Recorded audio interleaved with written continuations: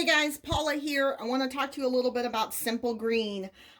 So this is the concentrated version. This is considered an all-purpose cleaner.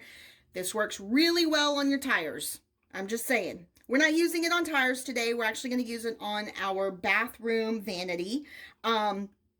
Which it works really, really well for. However, this is a concentrated purpose, the concentrated solution. So if you're wanting to go ahead and actually dilute it, you can.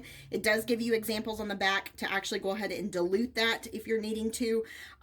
But overall, what you're going to want to do is you're going to want to go ahead and spray this on whatever surface you're going to be cleaning. You're going to let it sit just for about 30 seconds to a minute.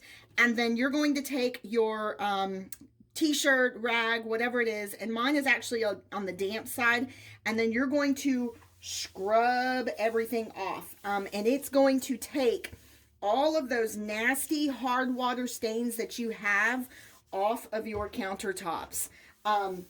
This works really, really well for hard water stains. It's not going to scrub all the hard water stains off, but it definitely will go ahead and get all of that nasty gunk and grime off of your countertops, especially if you have kiddos who like to use like hairspray products, gel, things like that.